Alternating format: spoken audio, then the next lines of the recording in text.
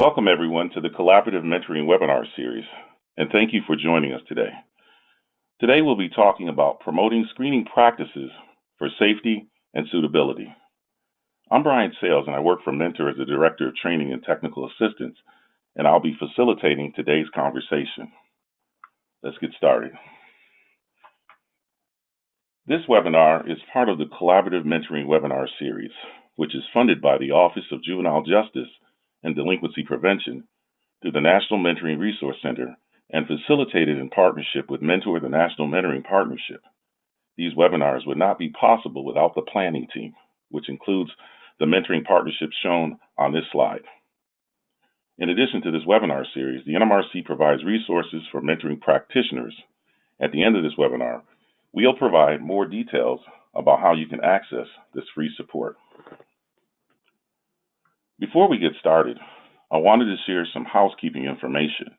In 1 week, you'll receive an email with information about how to download a copy of these slides and view the webinar recording.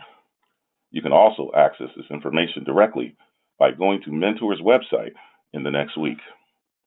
And to continually improve this series, we're looking for your input. A short survey will pop up as you exit the webinar. Please take 3 minutes to give us your feedback. We want this to be a participatory experience, so please use the question box to ask questions through the webinar. Desiree Robertson, one of our affiliates, will be queuing up questions to share with the panelists during the Q&A portion of the webinar. We may not get to all of the questions because there are several hundred of you on the webinar, but we will do our very best. The questions that we share with our panelists are generally ones that broaden or deepen the conversation. But first, to get a sense of who is with us today, we have 2 short polls.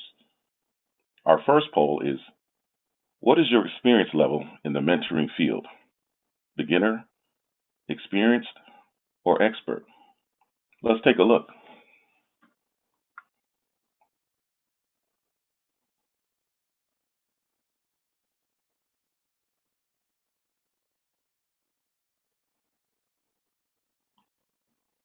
Okay, it looks like we have a pretty experienced crowd with 62% of you indicating that you are very experienced, 28% as beginners, and 9% as experts.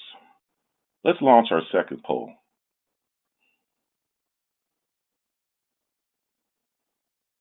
What is your role in the mentoring field? Are you a practitioner, researcher, TA provider, funder, or other?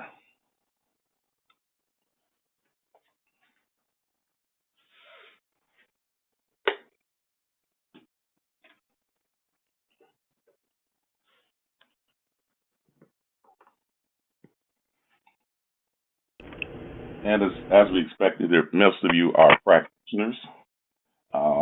We have 24% as others, and 9% TA providers, and 5% researchers, and 1% funder. That's fantastic. We welcome everyone, and we think and hope that today's information will be applicable to everyone on the line. Let's go ahead and get started with our first presenter. First of all, I'm Brian Sales. I work as the Director of Training and Technical Assistance. I manage the National Mentoring Resource Center and support training and technical assistance to our affiliates. Been working in the field for 25 years. I've done lots of training and technical assistance around the country, but also have run mentoring programs here in the Washington, D.C. metropolitan area. Our next presenter is Unique Saunders. Unique is the Manager of Technical Assistance and Quality for Mentor Independence Region in Philadelphia, PA, where she oversees the TA and the National Quality Mentoring System efforts. She supports their advocacy, data collection, and stakeholder engagement initiatives. She also earned a master's in public administration with a focus in nonprofit management from Villanova University. Prior to joining Mentor Independence, she was the director of admissions for a private high school where she developed an after-school program empowering young girls. She's originally from Seattle, Washington, where she participated in musical theater and community outreach with the social service organization. And she's also been a mentor for Big Brothers Big Sisters of Puget Sound while as a college student. In addition, she still continues to serve both as a formal and informal mentor. Thank you. Unique. Our next set of panelists are Cologne and Becky Cooper. Cologne is the National Vice President of Child and Club Safety for the Boys and Girls Clubs of America. In this capacity, she's responsible for leading the child safety policies and initiatives for more than 1,000 Boys and Girls Clubs and organizations and nearly 4,300 Boys and Girls Club locations across the U.S., including those located in native lands and military bases. She formerly served as the Executive Director of Prevention and Outreach for the National Center for Missing and Exploited Children. She is also an expert in leading prevention and outreach initiatives with youth-serving organizations serving families, educators, law enforcement, and diverse communities. She's an experienced child advocate and serves as a national expert on issues related to child safety. She is a graduate of Virginia Commonwealth University, where she received degrees in both criminal justice and Spanish.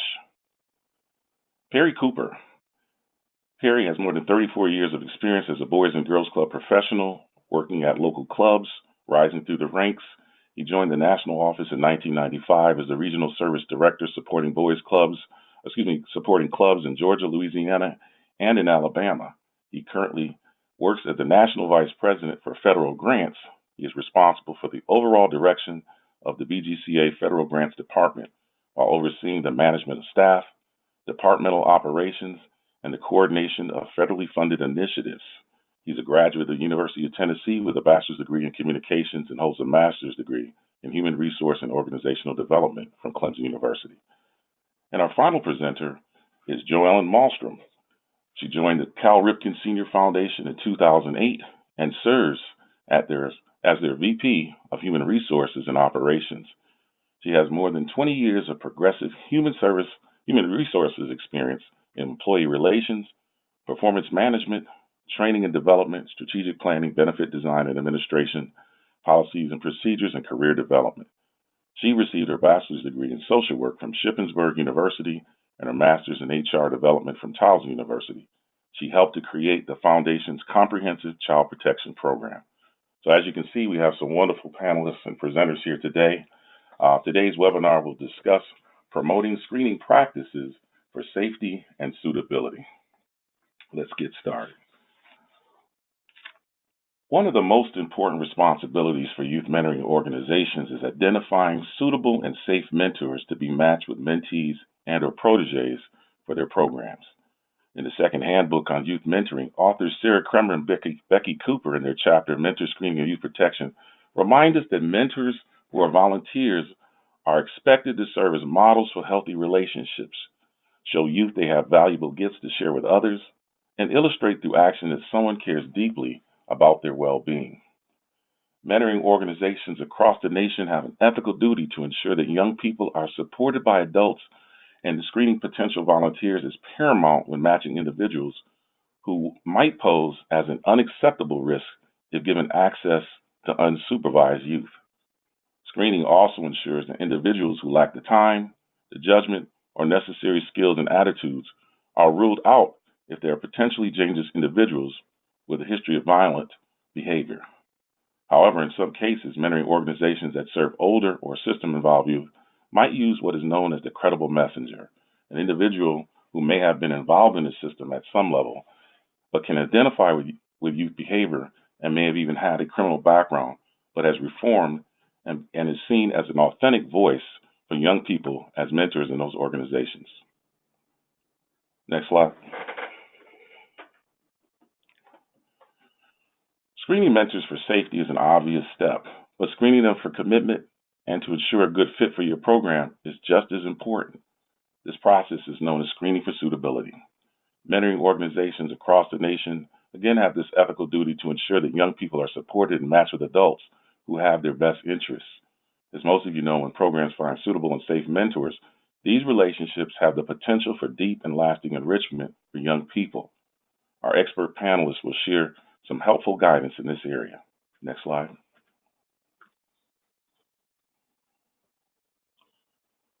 When volunteer coordinators are recruiting and screening mentors, research has identified the importance of 4 key traits in mentors: that they be dependable, adaptable, respectful, and resilient.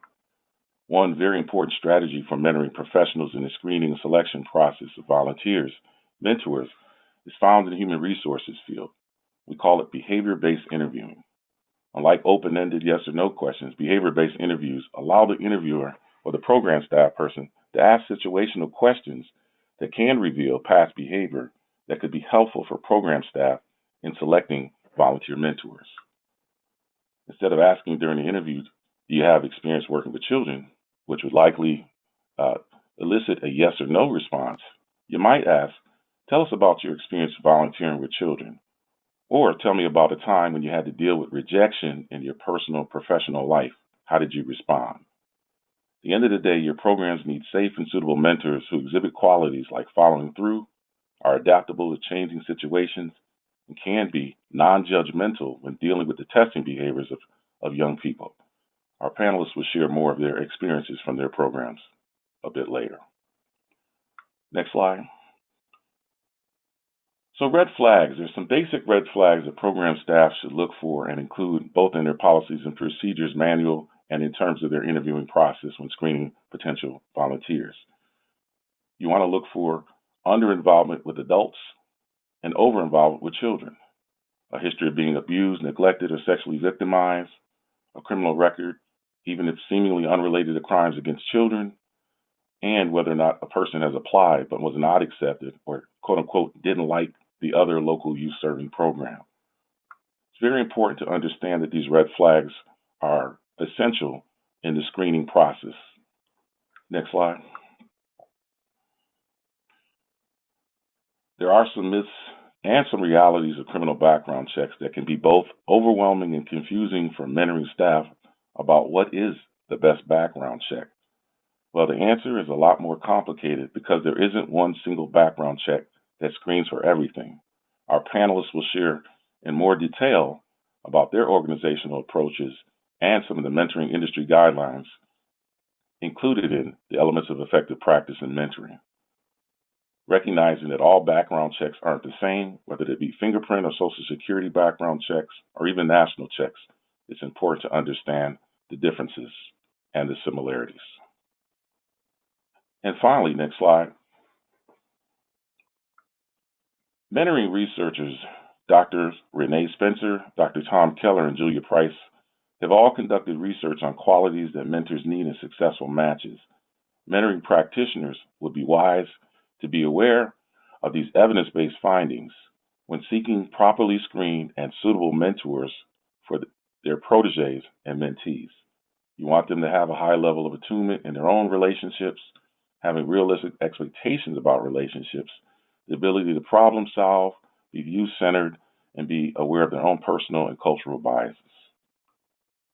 And at this time, I'm going to turn it over to Unique Saunders, who will discuss the elements of effective practice and screening benchmarks. Unique Saunders, go right ahead. Thanks, Brian. We can't talk about the research without first acknowledging the elements of effective practice for mentoring. The handbook that you see on the screen is now the 4th edition of its kind. It stems from research reports in over 400 peer-reviewed journal articles. In addition to the research, over 200 practitioners and mentoring organizations offered their input and experience in the field.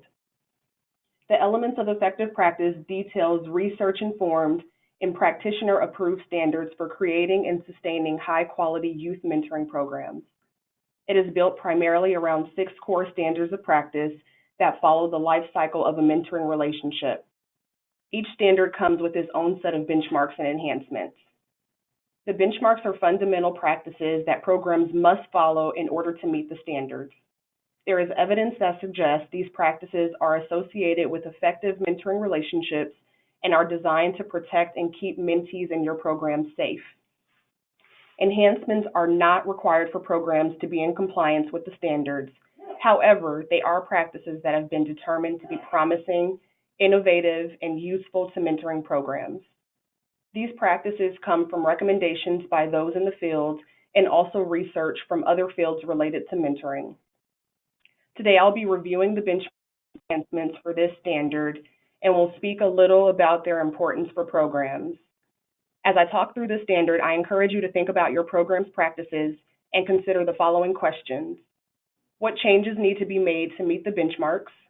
Would a particular enhancement add value to your program and increase participant safety? Do you have the capacity to change current practices? And lastly, if you are unable to meet a benchmark or implement an enhancement, how would you justify that to a stakeholder in your program? Next slide, please. Implementing the following practices increases the likelihood that your mentors, mentees, and their parents or guardians are suitable for your program and that they are committed to making this a positive experience for everyone involved. Of course, we want this to be a great experience for young people, but also the mentors who are volunteering their time. So let's start with the benchmarks for mentors. Your program should have clear written eligibility guidelines for accepting and disqualifying mentors. Ask yourself, who should be included and who could possibly be excluded from joining your program? These guidelines determine your recruitment practices as well as your screening methods and procedures. Documenting your program's criteria provides clarity on who is appropriate and also helps check your biases before making a decision on particular candidates. Screening isn't just about screening out unsafe adults. Of course, that's a top priority, but we're also screening folks in for suitability and commitment. Are the prospective mentors committed to the mentoring experience? Do they have good judgment? Do they have the ability to connect and build relationships? Do they have positive or negative views on youth? These are some questions that help determine a prospective mentor's suitability. Your application is a great place to gain insight into the mentor's viewpoint and motivation for mentoring. Brian talked a little about behavior-based questions, and the responses to these questions help determine a prospective mentor's suitability and level of commitment, not only to program guidelines, but to the mentee that they'll be working with. You may have folks who come to you who are not the ideal candidate, but you may find that they are suitable and open to additional coaching. As program staff, you'll need to determine what skills can be cultivated through pre-match training. An in-person interview is important to the screening process. It allows program staff to actually see someone face-to-face where they can read their body language and hear their intonations as they respond to certain questions. The best practice is having at least one in-person interview. Some programs may have multiple staff members in the room, or some programs choose to have more than one interview with different staff members to get a better sense of a volunteer. This is entirely up to your program to decide. When folks think of screening mentors, the first thing that generally comes to mind is background checks. And background checks, we know, are absolutely a priority when it comes to screening mentors. It is important that you check to see what your state requirements are, because the rules and processes for conducting criminal background checks varies from state to state. So do your due diligence and find out your state's minimum requirements. And then once you're armed with that information, your team can decide if you want to go above and beyond that. For example, your state may not require that mentors submit driving records, but if there's a possibility that your mentors will be transporting their mentees, you should strongly consider obtaining driving records. The FBI background check is highly recommended, although it is not currently a benchmark. It is an enhancement and not a requirement for programs to be aligned with best practices. The FBI check ideally should contain criminal records from federal, state, county, and municipal courts, but there could be some missing information or inaccuracies. Therefore, it needs to accompany the other required state checks. Programs should also consult the National Sex Offender and Child Abuse Registries. There is not one foolproof check that will provide you with all the information you need, which is why multiple checks are required. Next slide, please. The Elements of Effective Practice recommends reference checks from two non-familial references who can speak to the applicant's home and work life, their background, their personality, and their motivations for mentoring a child. Some organizations that I've worked with ask for a little bit more. They may require an additional reference from a spouse or another family member, such as an adult child, because that person knows the applicant on a more intimate level. They may say something along the lines of, this may not be the best time for him or her to volunteer. And if a person close to the applicant is saying that, it's worth noting. It doesn't necessarily rule that person out, but it's worth further probing. Benchmarks 2.6 and 2.7 go hand in hand. The recommended time commitment is 1 full calendar year or 1 school year, or whatever the program decides is the minimum commitment. Most often, it will take a full year for programs to see strong positive youth outcomes. Consider the length of time that it takes to build relationships, and it may take several months before youth even feel comfortable enough to open up to a new adult in their lives. Building trust does take time. And yes, there are some programs with shorter durations that report positive youth outcomes, but those programs are targeted with specific focuses. The frequency in which matches meet is equally as important. During orientation and the interview, frequency must be communicated to all parties. Committing to frequency and duration helps avoid premature match closure. We know from statistics and also anecdotally that it's more harmful to a child for a mentor to walk away without proper closure than for the child to have never had a mentor at all. And I've heard stories from parents who have said that their children never want another mentor after having a negative experience. So mentors' commitment to the match is critical.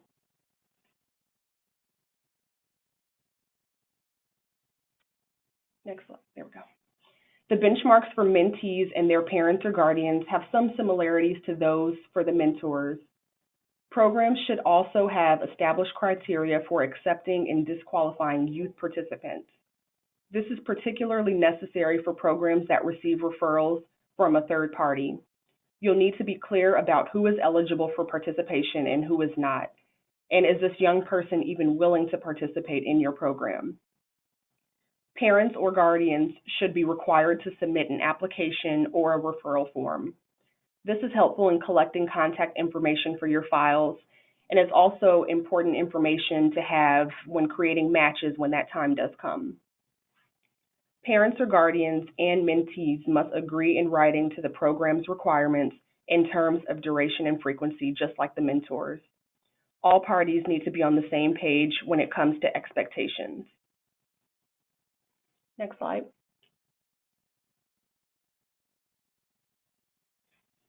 There are just a couple things that I want to highlight in the enhancements. Home visits are another great form of screening. This applies to programs that allow matches to meet in the mentor's home. Home visits provide a peek into the mentor's personal life and allows program staff to determine whether or not they are appropriate for the program. Staff can use this as an opportunity to detect any illegal activity, evidence of drug use, inappropriate images, or anything else that's deemed inappropriate in the mentor's home. I'm not suggesting that staff go rummaging through the mentor's personal belongings, but just look at what's out in the open. Some site-based programs forbid mentees from visiting the homes of their mentors altogether. Again, programs have the right to decide their policies. If your program does allow home visits, you may also conduct a comprehensive background check on all adults living in the home. Next slide. The second enhancement that I want to point out is Enhancement 2.5. It encourages programs to prioritize accepting mentors who are older than college age. This can be a little tricky, and again, it's an enhancement and not a benchmark, so your program can decide whether or not this enhancement makes sense for you. Consider the mentor's age, their lifestyles, and commitments, and then assess whether that will bring challenges in terms of their commitment to your program.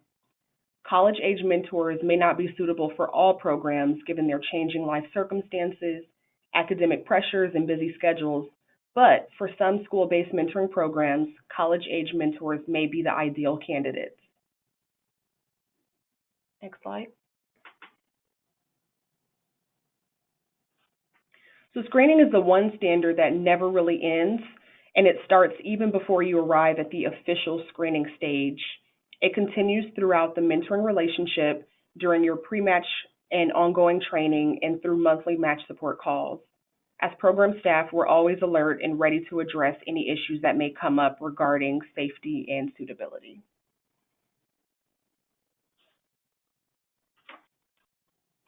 Well, thank you very much, Unique. We appreciate your overview of the elements of effective practice.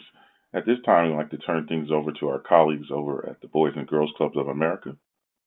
Jerice, Cologne? Thanks, Brian. I'm going to talk a little bit about how Boys and Girls Clubs of America incorporates a lot of the practices and procedures that Unique spoke about into our screening process as well. And to understand that, you actually have to understand the federated model in which we kind of operate under. So Boys and Girls Clubs is unique as in, we have a national governing body, which is Boys and Girls Clubs of America, and underneath us there are approximately 1,100 individual 501c3 organizations. So each of those organizations has their own CEO and board of directors and are really responsible for making sure that they have strong hiring practices and procedures in place. The national organization provides some really strong guidance, in some case requirements around these hiring practices to make sure that our clubs are bringing in the best and brightest folks to interact with our kids. And so as part of this, we do require certain things, and background checks is certainly one of them, because ultimately we want to make sure that we can help protect our children, identify and hire the most qualified candidates, minimize turnover, and certainly minimize our legal liability and protect our brand as well. So as part of our requirements for organizations, and these requirements, keep in mind, they actually are for our volunteers, our staff, our board members, and really anyone who has any sort of direct or repetitive contact with our kids. And so we do require that background check be done annually. And it includes, of course, identity verification, typically through a social security number. We do require the National Criminal Record Search and a sex offender registry, and sex offender registry check. And this year, we also added in the county and state level checks as well. And that's because one of the reasons we did that is because we did take a look at a lot of the data and the results that our clubs were getting back, and certainly saw some gaps. And we wanted to make sure that those loopholes in the background checks, particularly around making sure that information was shared across state lines, was really getting over to our clubs. And we quickly realized that, and again, Unique mentioned this as well, but we quickly realized that a national check certainly wasn't going to be the be all and end all for our background checks. We needed to do something a little bit more stringent. And so we added in our county and our statewide checks, mainly because every locality was different, particularly with many counties and states reporting different information to different entities at different times, at different prices. And so we actually took a look at the entire country and broke it down to, which state had the best checks, and which counties were better than the state checks in those instances, and require that every one of our organizations opt into one of those. We have, of course, negotiated rates for our clubs to make this as easy as possible. And many of our clubs, this is really the standard. Those that actually serve as child care facilities and have additional state requirements placed on them also have additional checks as well. In addition to putting in place the requirements around background checks, we really wanted to make sure that our staff and our members and our volunteers, and particularly those that were hiring them, understood that it wasn't it, right? The background checks wasn't the final piece of the puzzle. In fact, it simply serves as a baseline and allows us to kind of build from that. So we do require our organizations also to conduct reference checks. And anytime you apply for a job, a reference check is expected. But we've also asked our organizations in particular if there's a person who comes from another Boys and Girls Club from within this movement, that they simply pick up the phone and get an additional reference from that club. We do that just, again, to provide some extra layers of protection for our kids and for our staff. We also strongly recommend behavior-based and panel interviewing. And, many of our organizations have moved to this. We certainly have moved to this during our national staff interview process, but found it was very, very helpful in order to determine, how folks would actually interact with kids. Of course, questions about past work experiences certainly help to determine how you'll handle various work situations in the future. And they reveal skills, ability, personalities, and really, the logic behind this is that if anything that you do in the past, it certainly is a predictor. It's certainly not going to be the final determining factor, but certainly is a predictor on how you may behave in the future with our kids. And so, in addition to that, we also have required our organizations to do renewals, of course, when it comes to screening, because, if a background check is good today, it doesn't necessarily mean it's going to be good tomorrow, depending on what the service provider is. And so we require all of our organizations to, again, kind of pick up that background check annually to make sure that no crimes have been committed since the initial check. In addition to that, for when it comes to our policies and procedures around screening, we also put in some pretty strong trainings around our clubs to make sure that if there is something that comes up or if there is something that's a little bit suspicious, that they have some solid incident reporting and mechanisms in place as well. And Perry can really tell you how we focus this and drill this down, particularly when it comes to our mentors.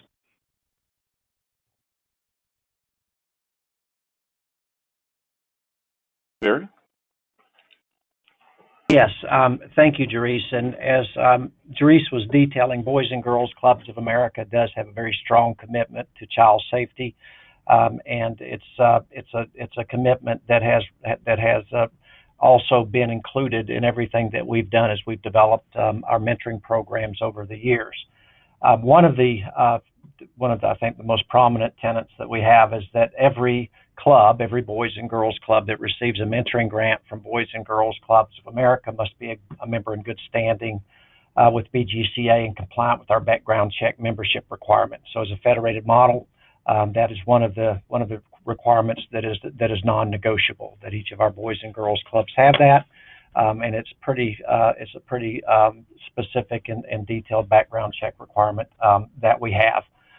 Another requirement that we have in place, which is also non-negotiable, and listening to Unique earlier, speaking of mentoring context within the home and things of that nature, we also went through that discussion early on as we put together our mentoring program, and we said one of the real benefits that we felt like from a child safety perspective, but also from a mentor safety perspective, was the fact that Boys and Girls Clubs are site-based, which means we actually have somewhere which is public for clubs to administer their mentoring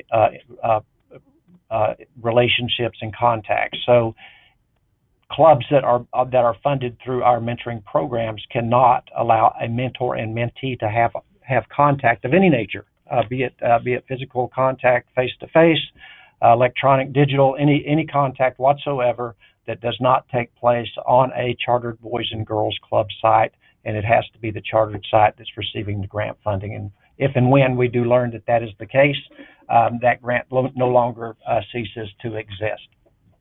We also, and we've shared this with you, and there'll be a couple of upcoming slides here, require that clubs maintain case management files for every youth mentored and every mentor.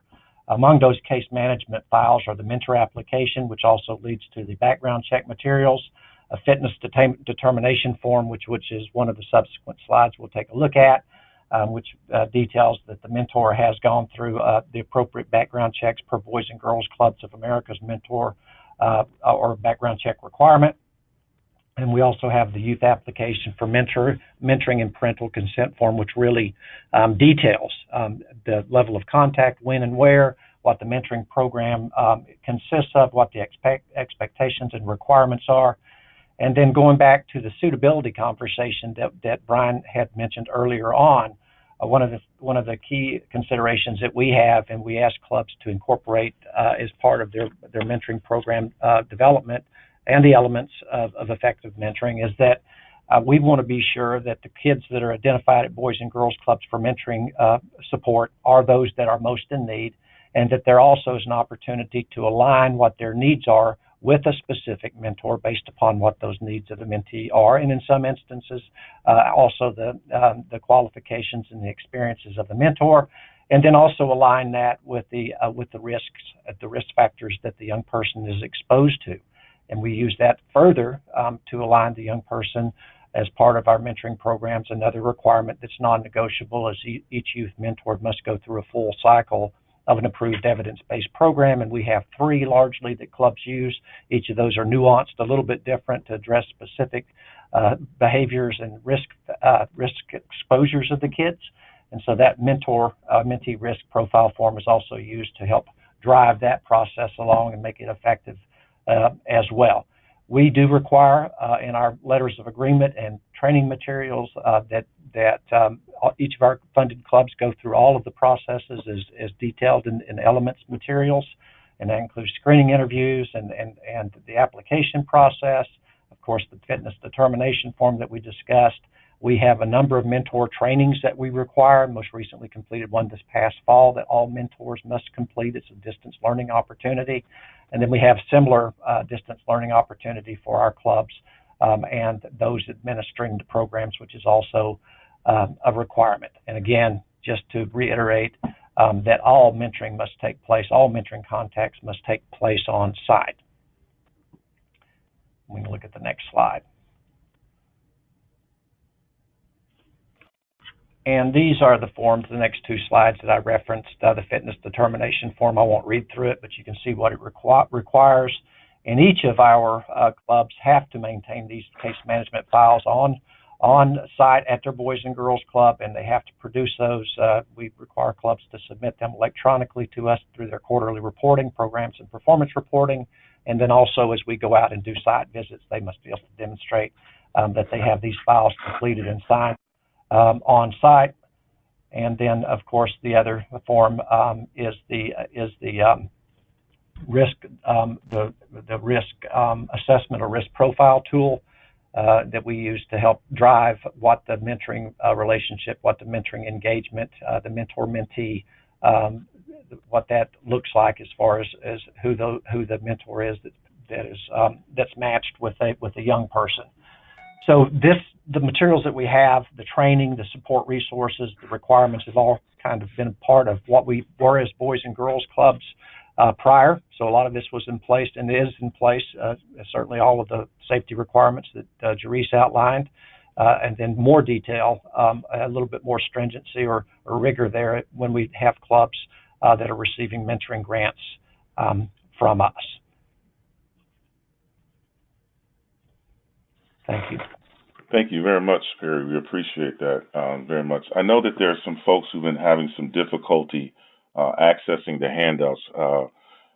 Be rest assured that you will have an opportunity to receive those handouts as well as the PowerPoint materials on our website coming very soon. So I just want to make sure we can allay folks' fears. Again, that's the one-page guide, the background check examples, the fitness determination form, the risk profile, and then the other materials that we have on screening and background checks as well. So be sure, rest assured, folks, that you'll be able to get access to that as well. So at this time, I'd like to turn things over to Joellen from Cal Ripken Foundation, Senior Foundation, and share her experiences as well about her organization. Thank you. Thanks, Brian. Today I wanted to talk a little bit about child protection and what the Cal Ripken Senior Foundation has done about this. Back in 2012, we all remember the deal that went on with Jerry Sandusky and Penn State. And when that all occurred, we decided that we really needed to do something in order to keep kids safe. So we held a summit back in 2012, and what we found was that a lot of folks thought that it wasn't necessary to figure out what a policy would be for child protection or to do background checks. So we decided that we were going to, as an organization, not work with any group that did not have strict safety standards. But realistically, we had to think about how would we be able to help these folks put into place child protection policies when a lot of them were running into cost issues.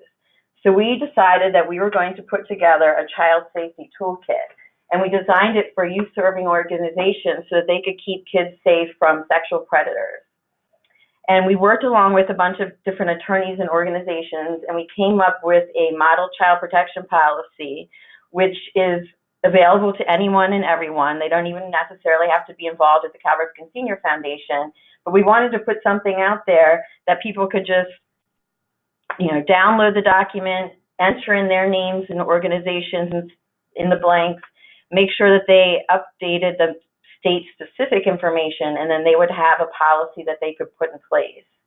In addition to that, we wanted to be able to provide affordable and effective national criminal background checks, because one of the things that we've heard often was that people wanted to do background checks, but they just couldn't afford it.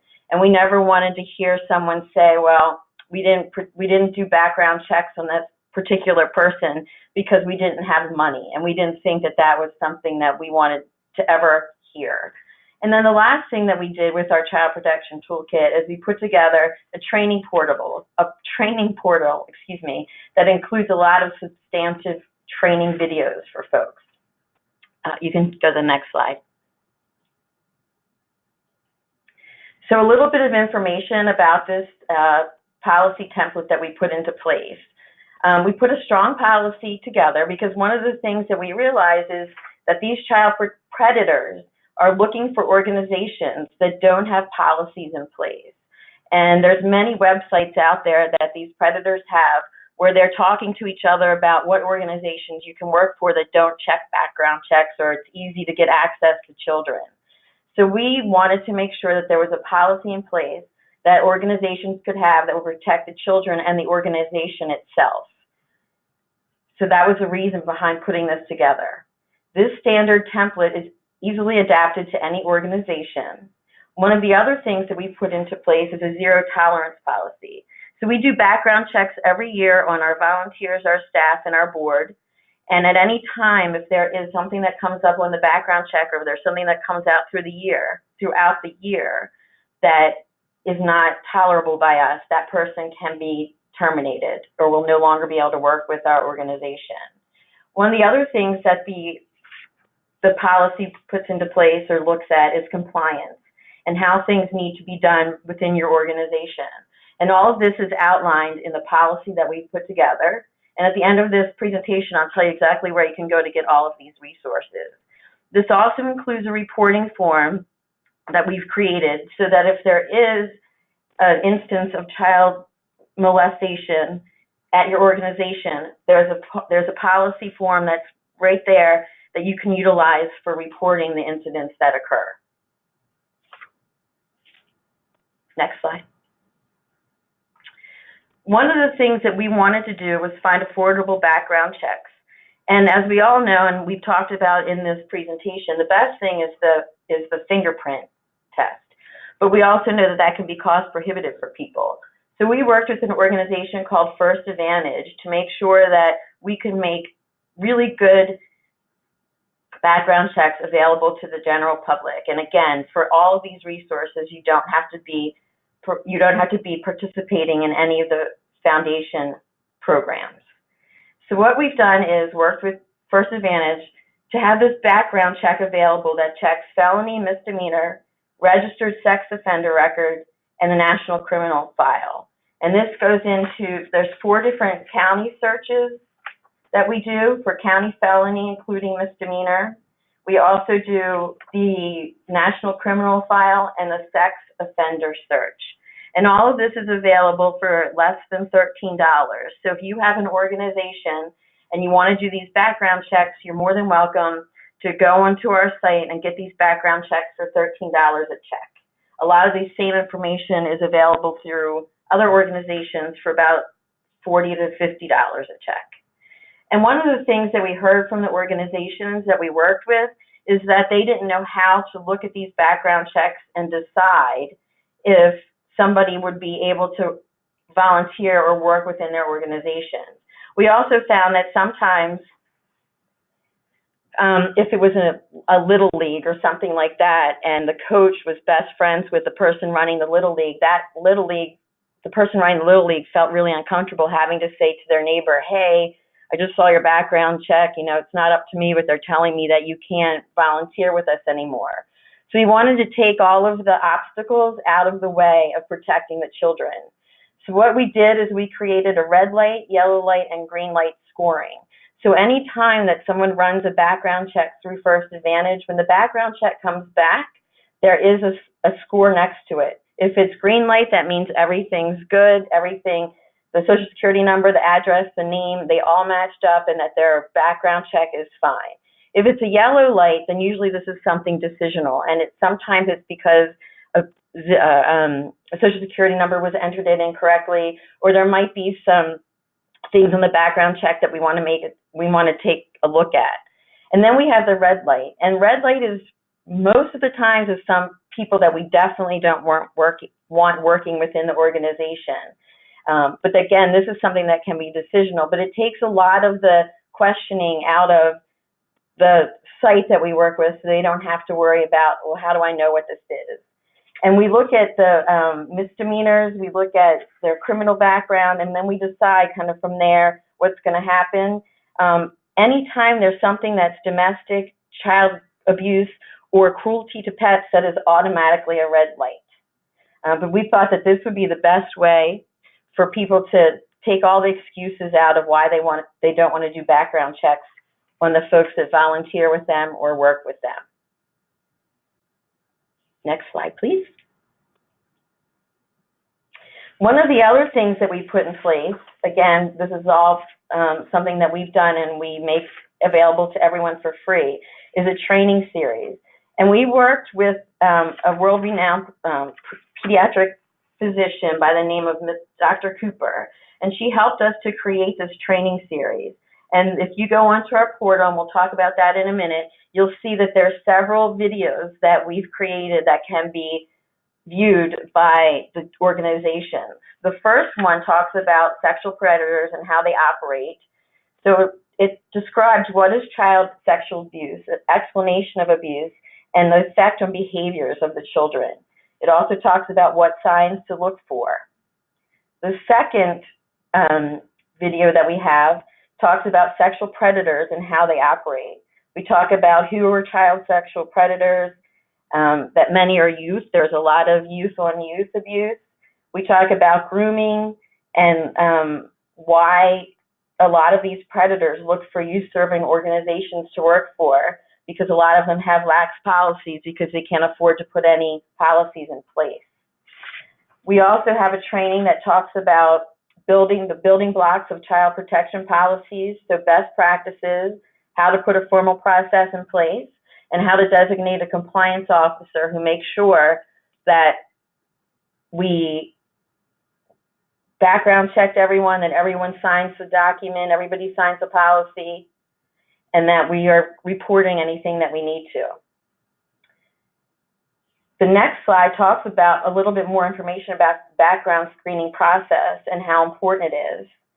One of the things that we've talked about is, I mean, you can do a background check, but you're never going to capture everything, because I can do a background check today and a couple days ago somebody had some type of event occur and they have outstanding things out there that haven't been brought into the system yet for us to check. So that's why we always say that the fingerprint is best, doing these every year is best, and making it mandatory that your volunteers, staff, and board members let you know if they're arrested or have any issues with the law enforcement from the last time that a background check was conducted. Let's see.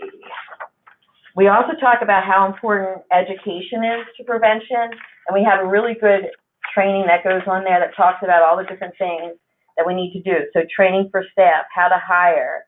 We also tell people that a really good thing to do is invite speakers and experts to speak at their organization.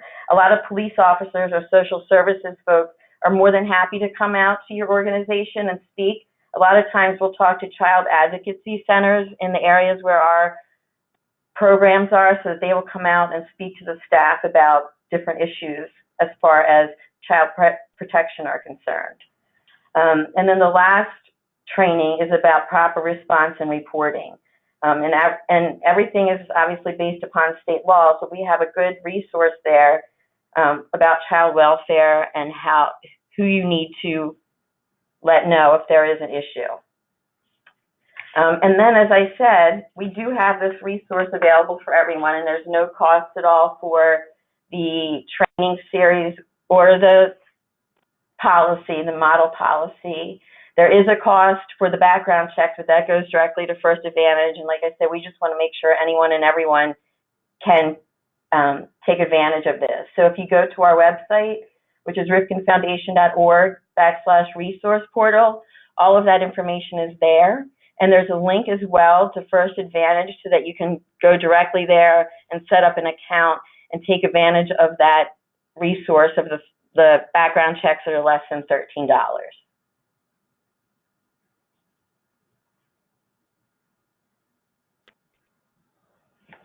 Well, thank you very much. We really appreciate the overview from our speakers. I'm going to turn things over to Desiree Robertson, who is our question moderator today. I know she has a series of questions on this very important topic. Desiree. Yes, thank you. Thank you, Brian. And great job to all of the panelists. There are a few questions out there. One of them is some mentors have experienced some forms of abuse, and this may be the reason they have become mentors to help those who are being abused. This helps them to relate, so that familiarity. To what degree is that a red flag? And I'll toss it out to any of the panelists who might want to answer that question.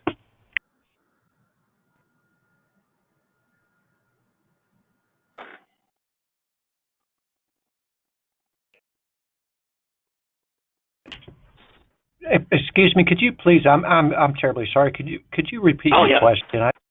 Yeah, no problem. No, some mentors were abused as a child, and then they in turn want to become a mentor to help those who have been abused, and they says because it helps them to relate. To what degree is that a red flag, or could it be a red flag? Well, so this is Therese. We look at. Oh, I'm sorry. Go ahead, Therese. No, go ahead.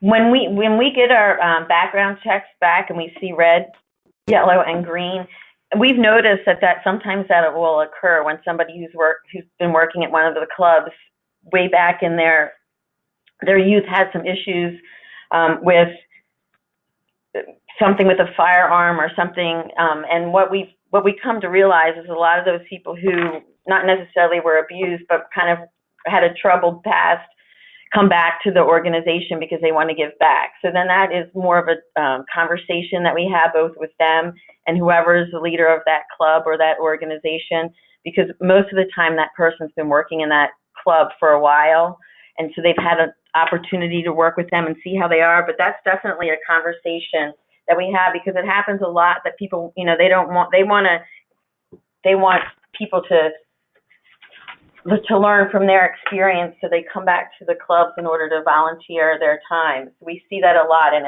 it's a big conversation that we have prior to allowing that person to work with our kids.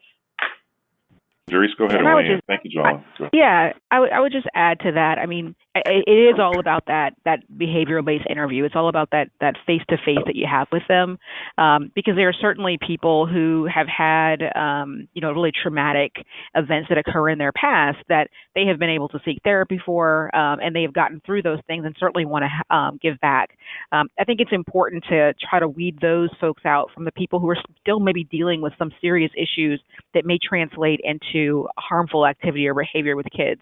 And so while there's no one-stop shop or perfect answer for that, I think it really goes back to, being able to communicate with that person and have an honest dialogue about that, and to further determine if it's going to impact how they deliver mentor programs. Great, awesome. All right, so another question. When you're thinking about when someone is using informed intuition to screen for suitability, how do you make sure that the personal biases doesn't affect the decision-making process? And Brian, I know you talk a lot about that, and I'm not sure if anyone else wants to talk about that. I'll defer first to the panelists. Sure. So I'll step in one more time. I don't want to dominate, but as part of our screening process, we also have a really lengthy list of barrier crimes and actions that prohibit people from working with us. So even if it doesn't come up in a background check, if they admit to it, or if it's it's so far gone, like it's 30, 40 years ago, we make sure that our clubs have a pretty strong list of those pieces that will disqualify candidates from employment or being a volunteer. Now, as far as having like implicit, bias against candidates, we try our very best to make sure that organizations are screening based on qualifications. We discourage the use of any sort of discrimination, of course, the zero tolerance policy. And sometimes it's difficult because it's going to come out no matter what, just based on different people's personalities. But I think the baseline there is to have something that's a pretty strong guide as to who and who you won't be able to hire, and then go from there. And again, it's not a perfect answer, but that's how we handle it at Boys and Girls Club. Okay, great. Anyone else want to answer that particular question? All right, got another question about just serving children during the school day. Their organization, if they serve a very vulnerable population, kind of kids with disabilities, does that alter or lessen any of the requirements, as far as screening, because they are school-based? What would some of the, would you deviate from any of those normal school-based requirements for screening, for site-based? Yeah, and I'll answer that because I think I did a pretty thorough job of stressing the fact that our Boys and Girls Clubs have to ensure that all of their mentoring relationships are site-based, and then coupled with the fact that some 1,200 of our Boys and Girls Clubs across the country are actually school-based. But that does not change or in any way the requirements. So the school where the mentoring takes place, the interaction would still have to be at the school, and it would have to be a school that's a chartered Boys and Girls Club. So it doesn't really change anything for us one way or the other. What you often see with school-based or site-based programs is you typically may not have a home visit as a part of the screening process. Unique talked about what we have in the elements of effective practice. You may not have a driving record check, but again, you would still like to do some sort of interview with the potential volunteer. You would like to be as comprehensive as possible. Unfortunately, there are situations where staff feel a bit taxed, and they don't necessarily either are aware of how to leverage and utilize the elements of effective practice, and don't necessarily know when to make those distinctions. But clearly, when you're talking about sort of a site-based program, you still want to be comprehensive, you still want to be thorough, you want to follow the industry standards where it makes sense. I don't know if Unique had anything you wanted to add to that. Oh, no, Brian, I think you touched on it. Okay. Okay, great. So looks like we have time for at least one more. Are there any adaptations of the processes for screening youth who want to become mentors for their peers? Oftentimes, youth don't have a background check, but may have some issues. So are there any policies, procedures, or any advice about peer mentoring or support programs?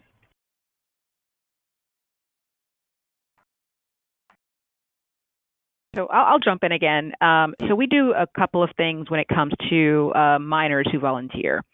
If they're an official volunteer or even an employee of a club, we do require them to still have that background check. And that's really just to pick up any sort of crimes that may have been committed as an adult. And so, we don't get a whole lot from that, but we've certainly screened out some youth that shouldn't be interacting with other youth there.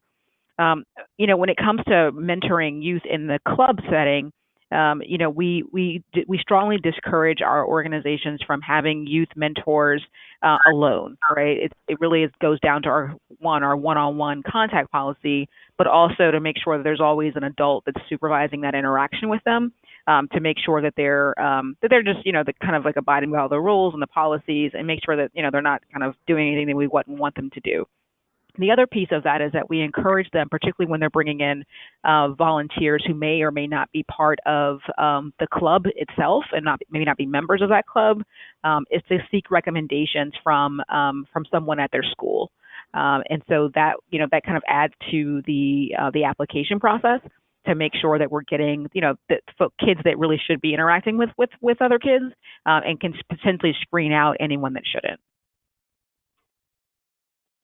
All right, thank you. All right, we still have more time. Yeah, So, a question or two. Mm-hmm. Okay, great. Brian, this is kind of for you. Someone asked the program about their program, actually serving youth formerly involved in the juvenile justice system. We would like to recruit mentors who have similar backgrounds, but that would mean recruiting volunteers who wouldn't pass a criminal background check. Any advice for this? And I'll first ask Brian, and then if any other panelists have suggestions. Yeah, so that's a great question. It's coming up more and more as the mentoring field begins to expand the populations of younger folks that they work with. So what we've seen in the past is that we've seen organizations create policies and procedures around distance and time. So if individuals who have been involved in the criminal justice system have been out of the being incarcerated for a period of time, have demonstrated through both the interview process and their references that they have reformed, and show a general willingness that they are both authentically out of the quote-unquote game, if you will. They have the opportunity to become volunteers at specific agencies. There's organizations around the country that work with folks who may have been involved in gangs, who may have even committed murders in some cases, and these really what we call transformational mentoring organizations. Particularly, I think about organization out in California run by Devone Bogan. He uses formerly system-involved folks who have been in the system for a period of time and have transformed themselves and are willing to give back to young people in their communities. We've also seen organizations ensure that they follow best practices as it relates to their own insurance policies, if insurance is an issue. So it's really important to sort of make sure that you vet everything through your board of directors or your legal counsel, have written documented policies and procedures around what that looks like, ensure that you have a thorough screening process that includes both an interview and strong both professional and personal references, and then make sure, again, that this is the appropriate person that won't do any harm to this young person that may be looking to try to transform their experience.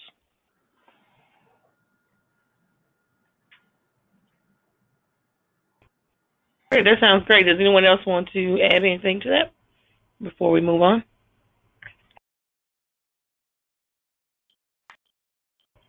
All right, great. Well, one question about training, because we know from the elements of effective practice that, you continuously screen even through training. What are some of the best practices encouraged to include training mentors with little to no experience with working with youth, or especially vulnerable population of youth?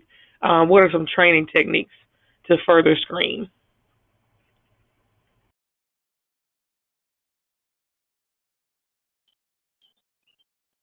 I'll defer first to our panelists.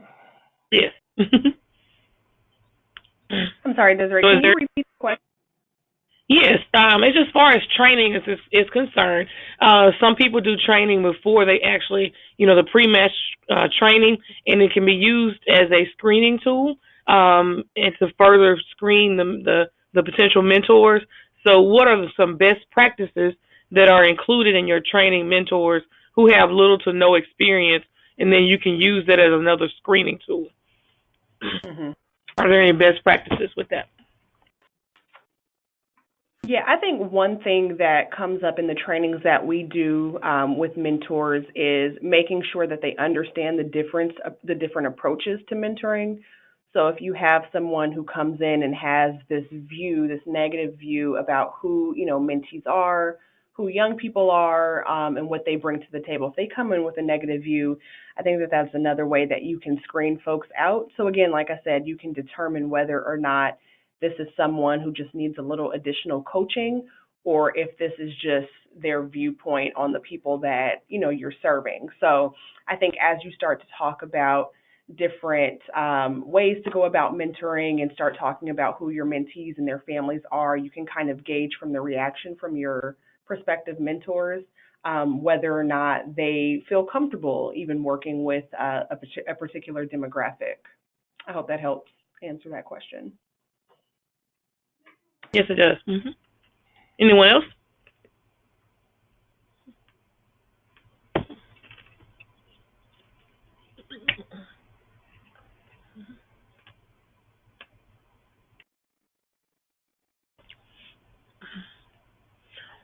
There was a great question revolving around just kind of discussing the effects of early match closures. How do you all handle talking about match closure, even in the screening process, and the effects of mentees? Can you say that one more time? Yes. When you think about the effects of early match closure on mentees, is there any part of the screening process that you talk about what an early match closure does to kind of gauge how a potential volunteer is going to be doing the length of and continue to be a mentor to that child over the duration of that time? So do you talk about early match closure during the screening process? Yeah, I think Unique might be able to add something from her BBBSA experience on this question. I'll defer to her first, and then I'll ask others or repeat. Unique? Yeah, sure. I'm actually even thinking from the work that Mentor IR does in terms of pre-match training or Mentoring 101. We do talk about the life cycle of a mentoring relationship, and we do spend some time talking about closure and just the importance of having mentors talk about these things with their mentees. This is more so for plan closure. And then in another training that we have, this is again with program staff, we talk about determining what your policy and procedures are around premature match closure and also intended match closure, so that they can be addressed with their with their mentors ahead of time. But in the training that we do for mentors, we definitely talk about closure and the impact that it can have on the mentee. So we kind of, I don't want to say we guilt them, but by spending enough time talking about the negative implication that it can have, we hope that will steer them away from, leaving the match early and really committing to the mentoring relationship. Yeah, I think that's very important. The screening piece, consistently and constantly keeps occurring during the training process. It's just really important. But I also think, again, the interview process is an opportunity to ask those specific types of questions, determine, engage. You really want to help and ensure that the volunteers are aware of, the potential damage that can be caused by early match closure, and that they're aware of it and recognize that even in their own personal lives, life events can, in fact, oftentimes impact their connection and connective ability to connect with the young person. It's really critical that they don't allow those particular life changes to rupture the relationship, and that they stay in constant communication with their relationship manager or match support specialist, whatever the program term is for that particular organization.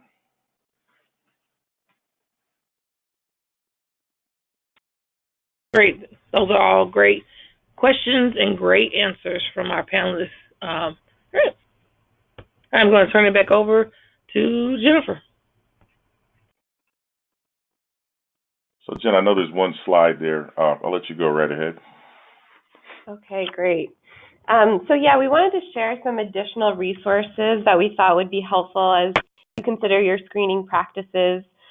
These resources you can see include mentors, elements of effective practice for mentoring, the Starting a Youth Mentoring Program modules, which were created through the National Mentoring Resource Center, the U.S. Department of Education's Mentoring Programs Guide to Screening and Background Checks, and links to access the Cal Ripken Senior Foundation's Resource Hub. And in 1 week, you'll receive an email containing a link to access these slides and a recording of today's webinar.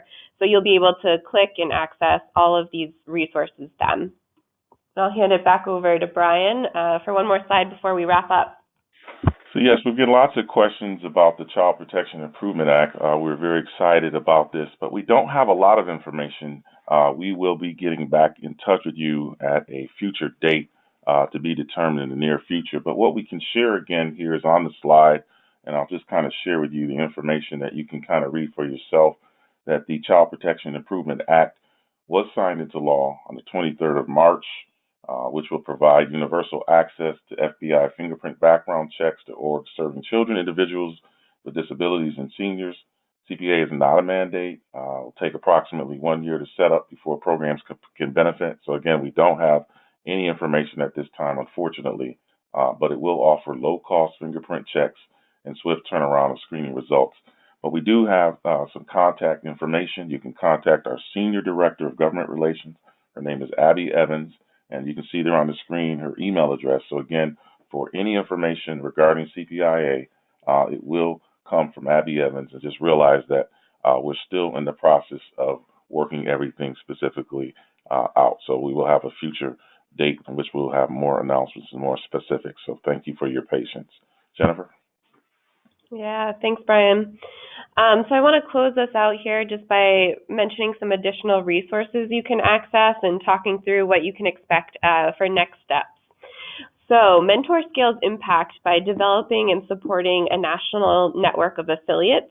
These affiliates provide the leadership and infrastructure necessary to support the expansion of quality mentoring relationships in local communities or statewide.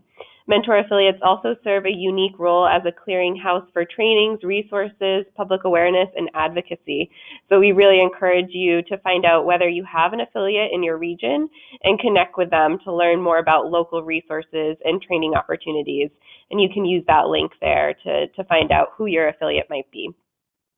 Additionally, we encourage you to register your program with the Mentoring Connector, which is our national database of mentoring programs. This zip code searchable database allows mentors and mentees from across the country to find your program, and it's connected to our campaign partners at LinkedIn, Nike, the NBA, and many others. And then finally, we recommend that you check out the OJJDP National Mentoring Resource Center website for no-cost mentoring resources and to help you apply evidence-based mentoring practices to your program. The OJJDP NMRC provides evidence reviews on mentoring models and mentoring for special populations. It offers implementation resources from training manuals to mentor guides that are reviewed by the NMRC Research Board. It also has a blog and the opportunity to request no-cost training or technical assistance. So it's a really great resource available for free to you. And we also wanted to remind you that 1 week after the webinar, all attendees will receive an email with a link to the Collaborative Mentoring Webinar Series webpage, where we'll post the recording, slides, and the additional resources. And we'd really love to hear your feedback. So at the end of today's webinar, please answer a very brief survey that will help us make the series even better. Be sure to visit the Collaborative Mentoring Webinar Series page on the Mentor website for an archive of all past webinars and information about upcoming webinars. And then finally, we wanted to mention that the next webinar will take place on May 17th, 2018, and it will be about ongoing training or post-match training, and that will be facilitated by our friend Jerry Shirk. So thanks so much to everyone for joining us today. This was a really great conversation, and a big thank you to our awesome panelists who shared so many great tips and guidance and resources for folks on the line to follow. So thanks, everyone. Have a great rest of your day, and take care. Thank you all. Thank you, everyone.